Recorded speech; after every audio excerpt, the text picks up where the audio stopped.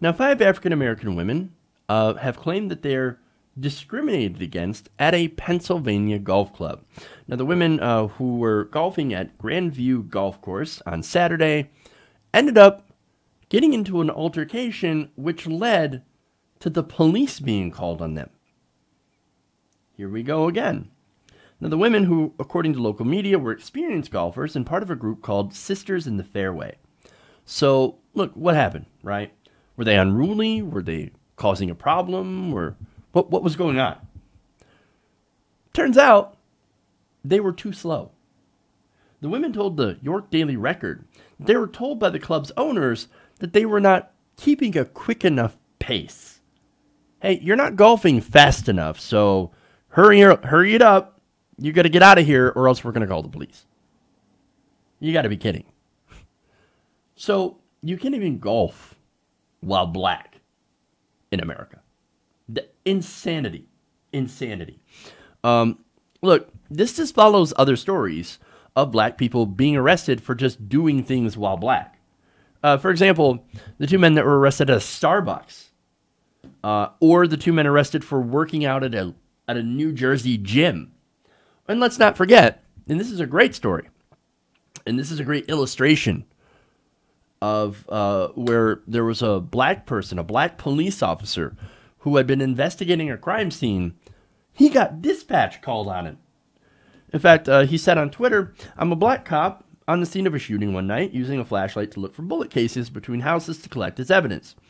Dispatch then gets a call of a suspicious-looking black male in police clothes using a flashlight to look into people's houses."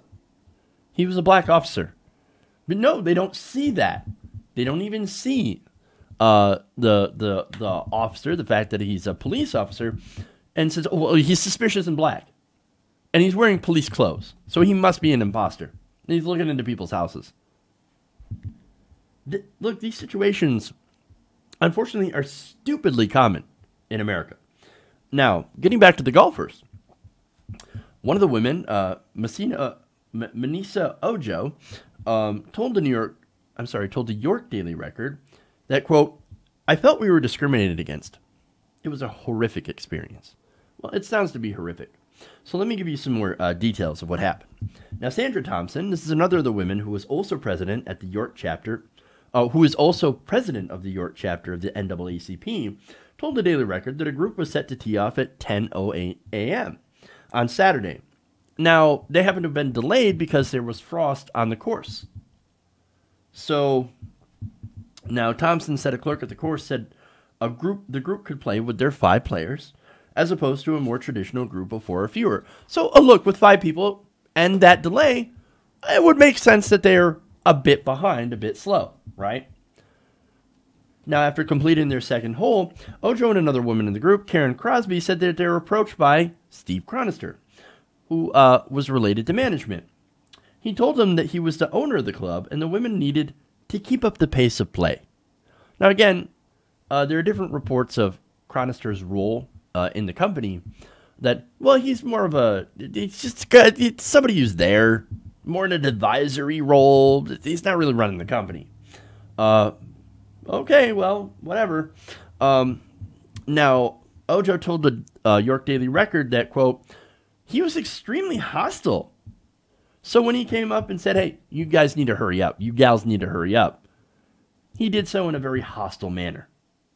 Also at the second hole, another woman in the group, Sandra Harrison, had talked with a golf course pro who said the women were keeping a fine pace. No, you're doing fine. Like, forget that guy. Like, I don't know what his problem is. Well, I think we know what his problem is. So, but you're doing fine. You're doing fine, right? Now, Chronister approached the women again to tell them to hurry along. Now, Thompson said they had kept the group ahead of them within their sights the whole time, as is consistent with golf etiquette. Now, look, I've been golfing a couple of times before, and that's absolutely true. You don't want to take too long. You want to make sure that the people behind you aren't waiting for too long. And you want to be able to keep the people in front of you within sight. So, again, they're doing everything they're supposed to do. These are people that, they're not like noobs at golf. No, they're players who know what they're doing. So, yeah, they're not going to take too much time. Now, they were still worried. Okay, well, look, I'm being talked to by the manager or the guy who supposedly owns this. Okay, so let's just hurry up. Let's skip the third hole, right? Now, they arrived at the fourth hole behind a group that had not yet teed off. So they ended up having to wait because they skipped a hole in an effort to try to appease the management. Now, when the women reached the ninth hole, 3 of them had left, Harrison, Crosby, and Carolyn Dow.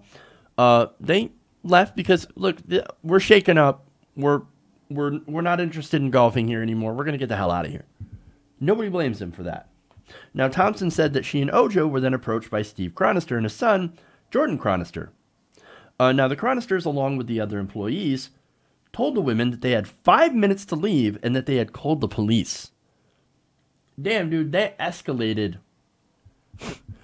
That escalated very, very quickly.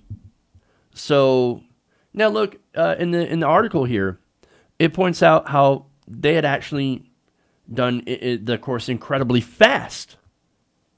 So, compared to other golfers.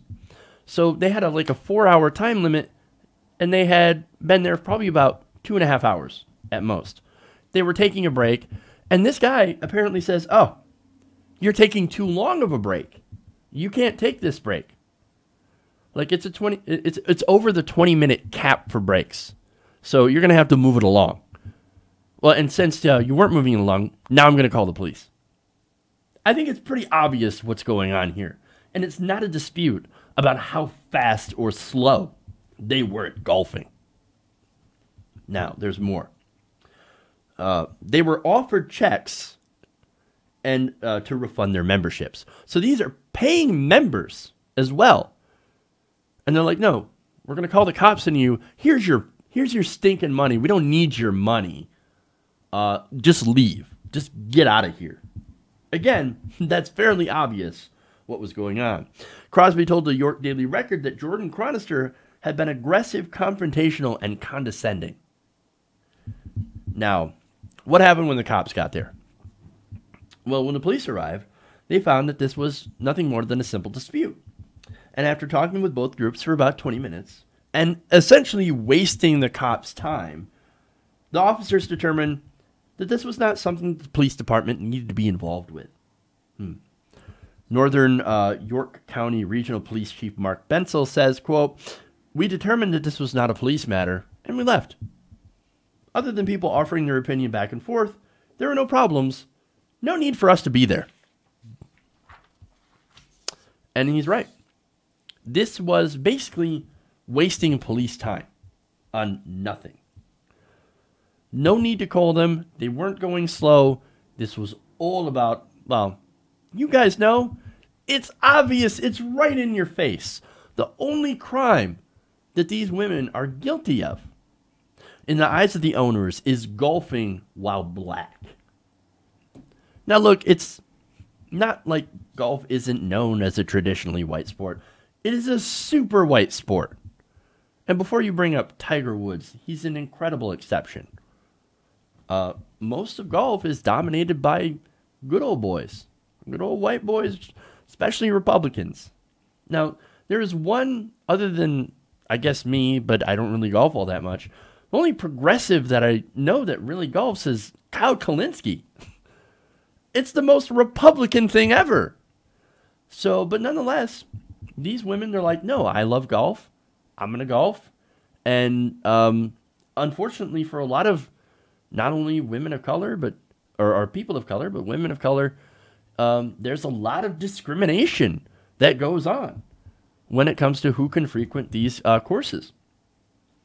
Now, look, they didn't want black membership. I think it's pretty obvious to me. So what they did is that they tried to find an excuse to get these women out. And of course, what happened? They called the police. Now, on that, calling the police is incredibly dangerous. Because look, how many unarmed black people are shot and killed by police each year? A great deal. And so you have white people that sit there and they look at calling the police like, "Oh, don't worry, the police will handle it. They'll escort these folks off our out of our property, out of our hair, right? They don't realize, I think, in some cases that when you call the cops on a black person, that could be a death sentence. And I think that's the reality that black people face that a lot of white people don't realize. As well as being kicked out of places and immediately being held suspicious simply for being black. See, that's the white privilege, right? White privilege is we never have to worry about that. I could go into a place and nobody would take a second look at me. But if I were a black person, it doesn't matter where I go. You go into a place, a store, or in this case, a golf course, and there's always somebody looking at you, somebody clutching their purse a little bit tighter because of those stereotypes. And look, not realizing that is white privilege. And not having to experience that is definitely white privilege. Anybody claims that we're a post-racial society and that there is no white privilege is either incredibly ignorant or they're lying to you. Hey everybody, thanks for watching this video. If you want to see more like this, please hit the subscribe button below. And if you want to support truly independent progressive media, please consider becoming a patron at patreon.com/TYTNation.